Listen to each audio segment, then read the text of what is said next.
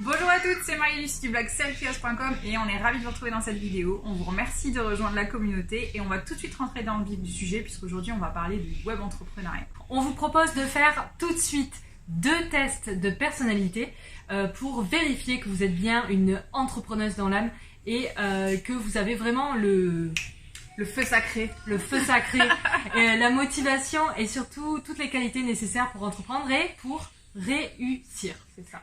Regardez cette vidéo jusqu'au bout puisqu'on vous réserve une petite surprise à la fin. Avant de commencer cette vidéo, nous vous invitons à acheter un joli cahier, idéalement un carnet, et à noter « Celle qui ose » sur la première page. Ce cahier sera votre carnet de bord pour démarrer ce qui sera peut-être le début d'une nouvelle vie. Tournez la page et écrivez « Qui suis-je » Ensuite, écrivez « Moi, selon moi ». Il est extrêmement difficile de se juger soi-même, mais il est important de faire le point sur l'image que vous avez de vous-même. Pour entreprendre, il est indispensable d'avoir un minimum de confiance en soi. Cette confiance, soit vous l'avez au fond de vous, soit vous devrez aller la chercher auprès des autres afin de vous rassurer, vous booster. C'est justement cela que nous devons déterminer ensemble. Vous êtes la seule personne au monde avec laquelle vous allez passer toute votre vie. Alors autant vous apprivoiser pour mieux apprendre et donc avancer plus sereinement. Très peu de personnes sont objectives à propos d'elles-mêmes, et c'est normal.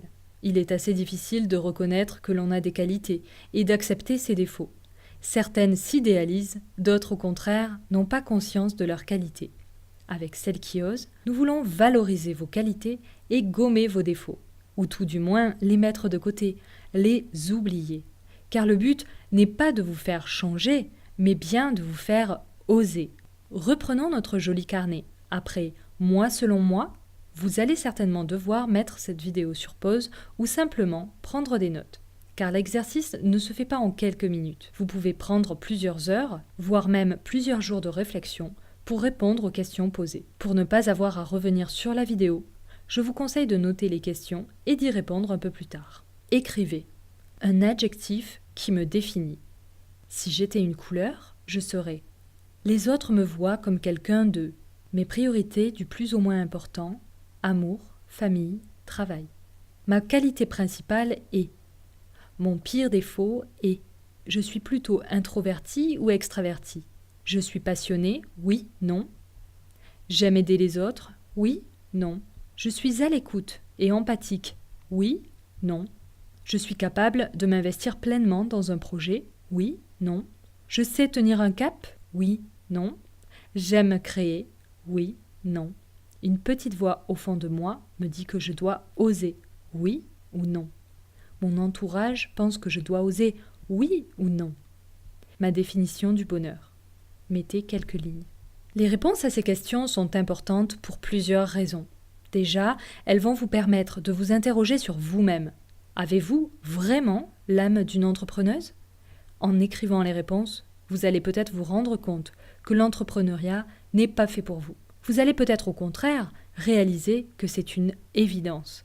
Mais pour confirmer tout ça, nous allons faire appel à votre entourage et aux différents tests de personnalité. Le temps sera également un excellent allié, car ce petit cahier est aussi et surtout un carnet de route qui va vous permettre de vérifier où vous en êtes régulièrement. Dans quelques mois, vous pourrez regarder les réponses à vos questions et voir si vous avez évolué, si vous êtes fidèle à vous-même, si vous avez réussi à sortir de votre zone de confort, etc. Pour en revenir aux réponses de la partie « Moi selon moi », elles vont aussi vous permettre de voir l'image que vous avez de vous-même. Si l'image que vous avez de vous-même correspond bien à celle que vous dégagez. Et oui, car pour bien entreprendre, il faut entreprendre vrai et donc être soi-même à 100%. Ajoutons maintenant une nouvelle partie. Moi, selon eux. Cette partie va être plus compliquée à remplir car vous allez devoir interroger votre entourage.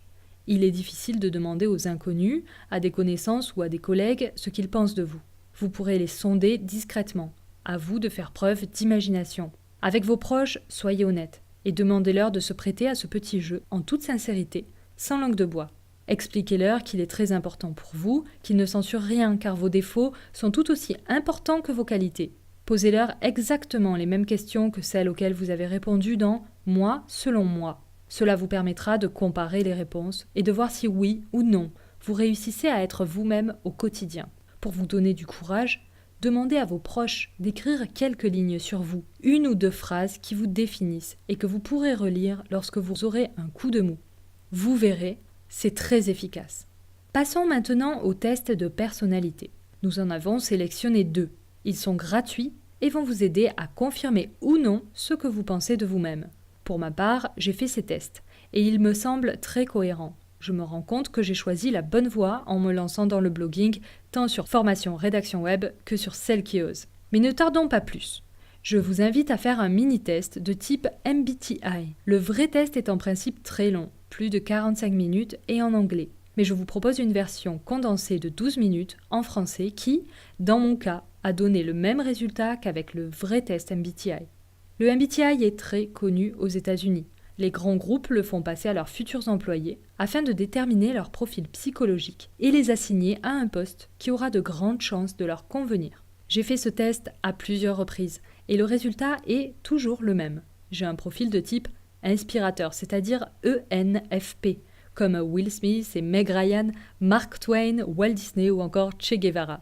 Marie, quant à elle, a le profil virtuose, soit ISFP comme Steve Jobs, Clint Eastwood, Bruce Lee ou encore le Dalai Lama. Rendez-vous tout de suite sur le site pour faire le test à votre tour et noter votre résultat dans votre carnet après avoir écrit « Mon profil MBTI ». Nous vous invitons également à partager votre résultat sur notre groupe Facebook et ou sur Instagram avec le hashtag CQOMBTI.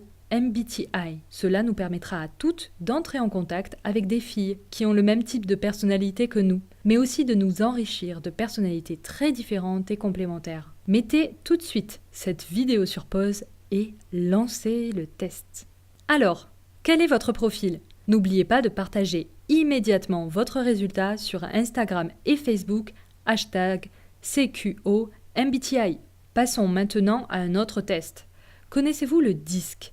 DISC pour dominant, influent, stable et conforme. Voici le fameux DISC. L'image est tirée du site ManyWise. Je vous laisse l'observer quelques secondes. Ce test est de plus en plus utilisé en entreprise pour aider les managers à bien gérer leurs collaborateurs en fonction de leur profil. Je vous lis maintenant les définitions des différents profils. Ces descriptions proviennent du site Kairos Management. On parle ici de profil au travail. Le rouge, environ 18% de la population. Ce sont des dominants, agit dans un environnement qu'ils perçoivent comme hostile. On considère que 75% des décideurs sont rouges. Si vous êtes confronté à une personne qui s'impose, impose ou dicte ses choix dans les façons de faire ou d'agir, souvent pour se protéger, c'est probablement qu'il possède un ascendant rouge. Le rouge est orienté résultat. Il a peur de perdre le contrôle et a souvent tendance à faire preuve d'impatience lorsqu'il est soumis au stress. Le jaune, environ 28% de la population. Influençant. Agit dans un environnement qu'il perçoit comme favorable. Vous serez confronté à une personne qui aime le plaisir, les gens, favoriser la collaboration. On le décrit souvent comme étant le clown de service. Il est optimiste par nature, il a besoin d'être aimé. Toutefois, sa grande peur est d'être rejeté. Il aurait tendance à être désorganisé, voire bordélique, sous stress, ce qui fait qu'il est souvent considéré comme immature, irresponsable sur les bords. Le vert, environ 40% de la population. Stable, accepte dans un environnement qu'il perçoit comme favorable. C'est une personne qui aime la famille. Son sens de l'ambition est proche de 0, ce qu'il compense en étant un exécutant loyal et appliqué dans son travail. Son besoin de sécurité lui fait privilégier la collaboration et la stabilité. Il s'efface devant le besoin de choisir qui souvent lui fait perdre ses moyens. Son manque de confiance en lui implique qu'il a régulièrement besoin d'être rassuré. Il a tendance à devenir possessif sous stress, mais son souci de toujours satisfaire ses interlocuteurs en fait un excellent soignant, collègue. Le bleu, environ 14% de la population, le consciencieux, accepte dans un environnement qu'il perçoit comme hostile. Ce sera souvent votre comptable ou votre banquier. Il a besoin de normes, d'exactitude, de précision et déteste la critique. C'est un véritable perfectionniste à l'extrême, fiable, pointilleux. Chaque chose doit impérativement être à sa place au millimètre près. Il sera parfois même trop critique envers lui-même. Là où tout le monde aura jeté l'éponge depuis des lustres, il est assez froid et distant. Donc si on récapitule, on voit que le rouge agit dans un environnement qu'il perçoit comme hostile, le jaune agit dans un environnement qu'il perçoit comme favorable, le vert accepte un environnement qu'il perçoit comme favorable, et le bleu accepte dans un environnement qu'il perçoit comme hostile. Ce sont les 4 grands traits de leur personnalité. Pour faire le test, ce sera par ici. Nous l'avons réalisé toutes les deux, et nous sommes dans le rouge. Marie a plutôt un profil énergisant, et moi, brainstormer. Notez votre résultat dans votre carnet et partagez-le avec le hashtag CQODisc sur Instagram et Facebook. Notez au passage que si votre couleur dominante est le vert, alors il est peu probable que l'entrepreneuriat soit fait pour vous. Ça y est, vous avez terminé? Félicitations, si vous êtes allé jusqu'au bout de cette vidéo, c'est déjà que vous avez la niaque. Yes. Et surtout, surveillez votre boîte mail puisque demain, vous allez recevoir une deuxième vidéo dans laquelle je vais vous parler des 5 peurs qui vous empêchent de vous lancer pour entreprendre. Merci pour votre attention. Et on se retrouve très vite sur le blog, sur notre chaîne YouTube ou sur le groupe Facebook. À très vite.